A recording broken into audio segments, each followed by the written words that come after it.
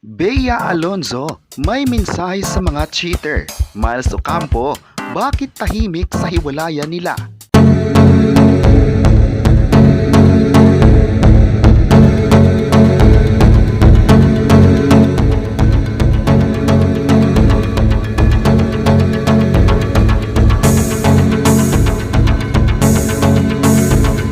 December 10, 2023, mainit pa rin ang usap-usapan sa hiwalayang Catherine Bernardo at Daniel Padilla, o mas kilala bilang Katniel. Hanggang ngayon, hindi pa rin matigil-tigil ang spekulasyon ng netizens kung sino at kung ano ang dahilan ng hiwalayan. Samantala, nagbigay naman ng mensahe ang kapuso actress Bea Alonzo sa mga cheater.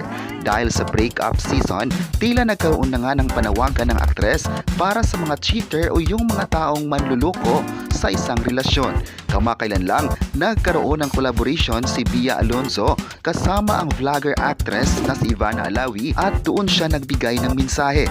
Ayon pa niya, tigilan na dapat ng tao ito. Sa kanyang payag ay tila may pinatatamaan mula sa kanyang naging personal na karanasan. Kasabay niyan ay tinalakay din ni Bea Alonzo ang concept of karma. Patuloy niya, pag nananakit daw ng tao, mabigat ang buhay nito kasi may niloko ito at may ginawan ka ng masama. Kung matatandaan, ang actor na si Gerald Anderson ang huling nakarelasyon ni Bea Alonzo bago pa maging sila ng fiancé na si Dominic Roque. Maalala rin na taong 2019 nang tila kinumpirma ni Bea Alonzo ang cheating issues sa pagitan nila ni Gerald sa pamamagitan ng cryptic messages sa isang Instagram. Matapos ang breakup, naging kontrobersyal ang naging relasyon ni na Gerald at ng actress na si Julia Barito. Noong Enero lamang, ibinunyag ni Bea na never siyang makikipagkaibigan kay Gerald dahil hindi niya kayang magtiwala sa isang tao na hindi kayang akuin ang problema. Ibinunyag din ng actress sa mga naunang interview na hindi sila nagkaroon ng maayos na breakup o closure ni Gerald Anderson. Sa totoo raw, hindi sila naghiwalay. Si Gerald lang ang nagsimulang hindi siya kakausapin nito. Sinabi naman ni Gerald sa isang press, hindi na healthy ang kanilang relasyon kaya sila naghiwalay. Samantala, marami nagsabi na breakup season ngayong taon dahil marami sa mga celebrities ang naghiwalay at karamihan sa kanila ang dahilan ay third party. Sa ibang banda naman, nakiusap ang aktres na si Miles Ocampo sa members ng entertainment media na huwag na munang pag-usapan ang tungkol sa paghiwalay nila ni Elijah Canlas.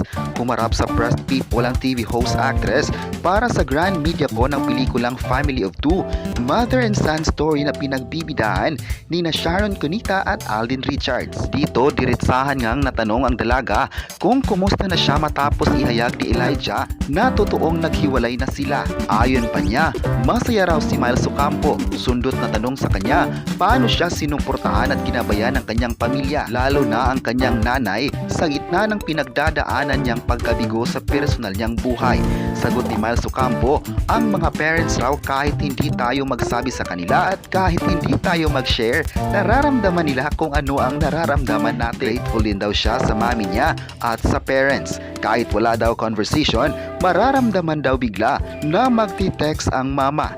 Nang tanungin naman siya kung ano ang isa sa mga naging realization niya matapos ang breakup nila kay Elijah.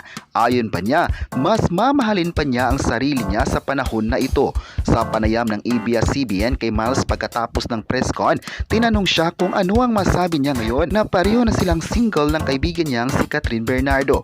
Mabilis na sagot niya, tabla na sila nito. Ayon naman ni Elijah sa breakup nila ni Miles, marami raw silang pinagdadaanan ni Miles lately tulad ng kanya-kanyang lang personal na bagay at inamin din niyang napakahirap ito para sa kanila.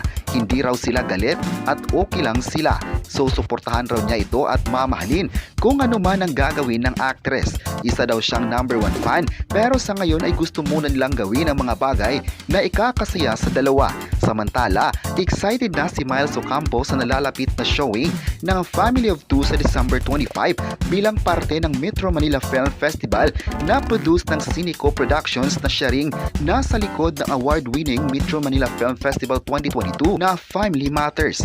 Ayon pa ni Miles Ocampo, isang big achievement na para sa kanya ang makasama sa pelikula na pinagbibidahan ni na Sharon at Alden Richards at maidirect ng premyadong filmmaker na si Noel Naval.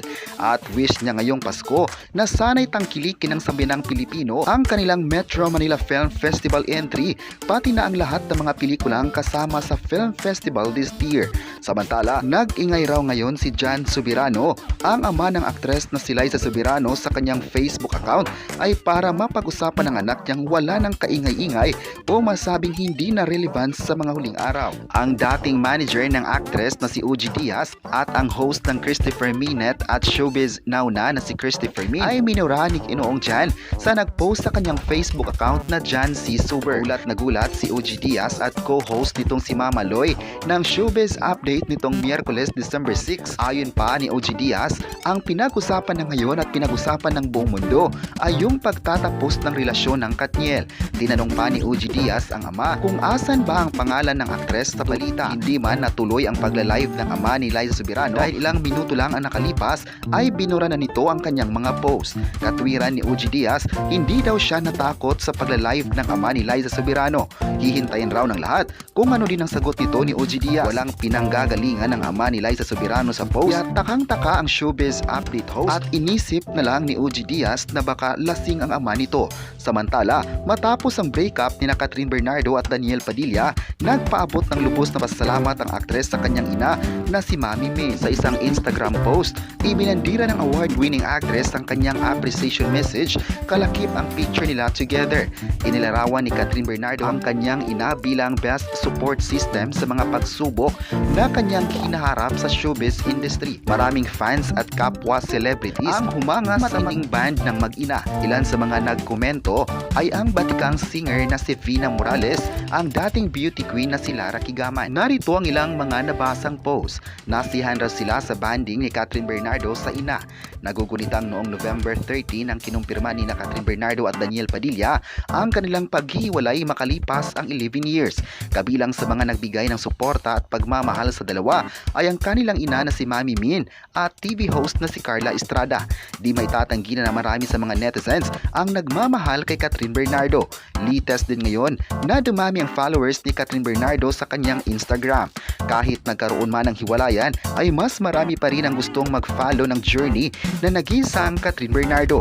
Ayon pa nila, mahal nila si Catherine Bernardo dahil nasaktan sila sa nangyari sa hiwalayan ng sikat na kapamilya actor na si Daniel Padilla. Si Catherine Bernardo ang bida sa mga di matatawarang palabas sa Philippine industry.